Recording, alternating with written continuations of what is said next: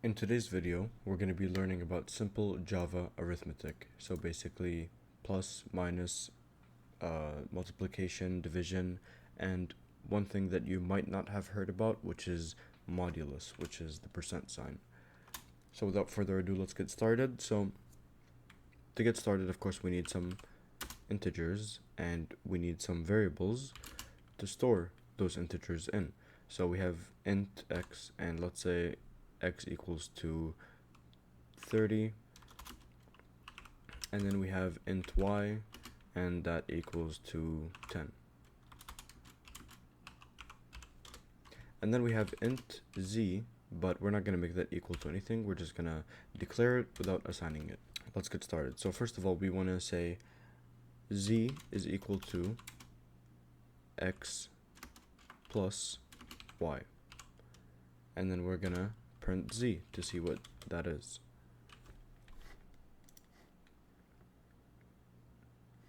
So as you can see, 30 plus 10 equals to 40. Let's make these a bit simpler. I feel like these are just too big numbers to understand.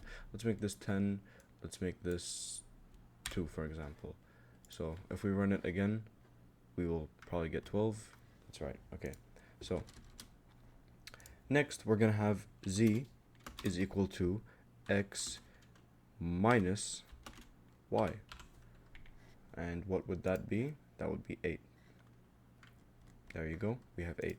So this is the minus operator, or decrement operator, you could say. This is the increment or plus or addition. So if you notice here, x is equal to 10, y is equal to 2. So here, z is equal to nothing so far. And then here, z is going to be equal to 12.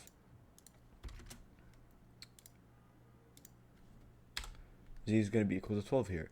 And over here, z is going to be equal to 8.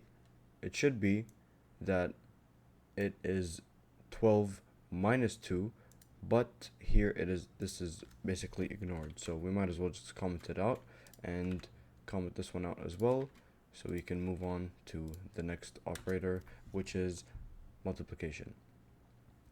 So we're going to say z is equal to x multiplied by y, semicolon, and then we're going to print z and see what that's going to be, which is probably 20. And then next we have division. So we're going to say z is equal to x divided by y, semicolon, and we're going to print z, and that's going to be 5. Okay, great.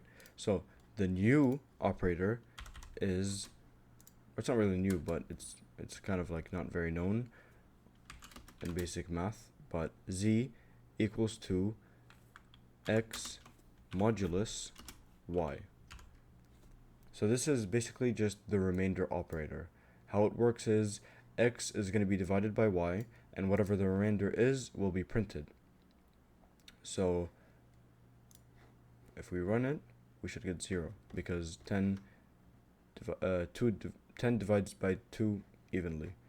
So if we change the 2 to 3, it's going to be 1.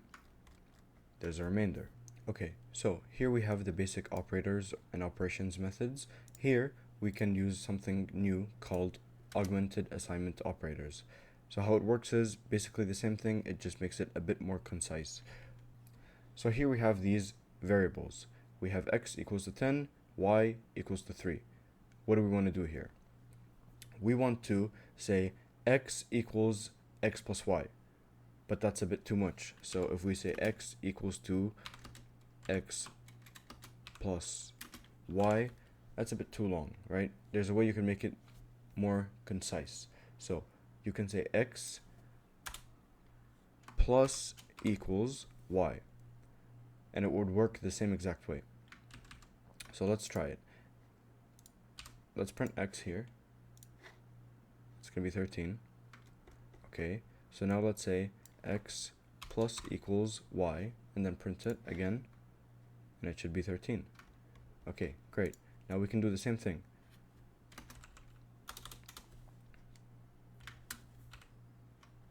now we can do the same thing. So we can say x, instead of x equals x minus y, we can just say x minus equals y, semicolon, and then we can print x, and that would be 7.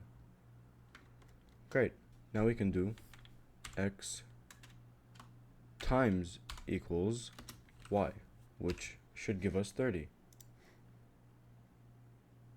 Great, that's 30 right there. Okay, now we can do x divided by equals y, semicolon.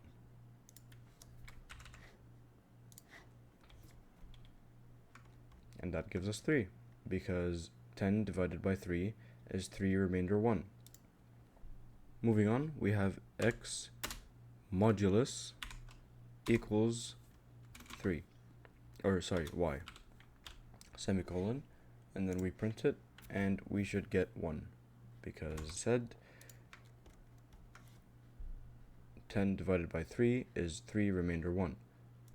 Okay, so next we have the increment and decrement operators. So let's say you want to add 1 to x. The way you know how to do it now is x equals to x plus 1, semicolon. Or we can do this one, which is x plus equals 1, right? But we don't want to do that.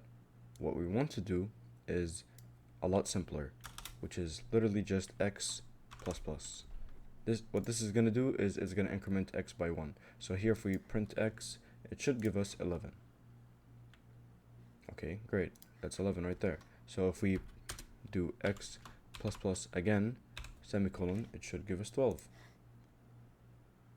And it adds 1 and then immediately stores it in x.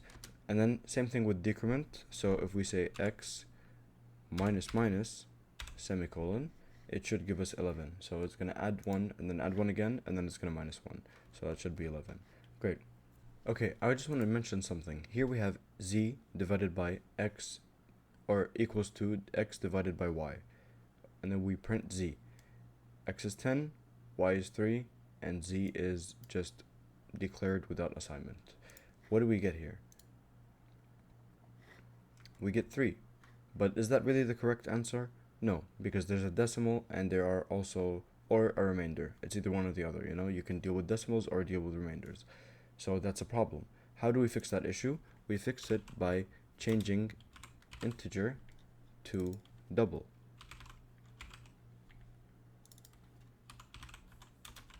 So now that it's a double, it can store a decimal, which means it will be 3.333333. Or it could also be a float, which is essentially the same thing. It just uses less storage. As you can see, it doesn't store as many 3s. So at the end of the day, it's basically the same thing. But it just depends when you're dealing with larger numbers. But for these small numbers, it's not really that big of an issue. So I just wanted to point that out. If you want to get decimals, this is how you would do it.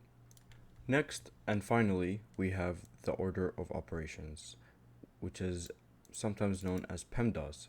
This stands for P, which is parentheses, E exponent, M multiplication, D division, A addition, and C or S subtraction. So here we have a variable called result. It's stored in it's a double. That's the kind of variable that it is, the data type that it is. Result stores this. Okay, now let's print this out. What would this give us? So system.out.println result. So let's work through it together. We have 3 plus 4 times 7 minus 5 divided by 2.0.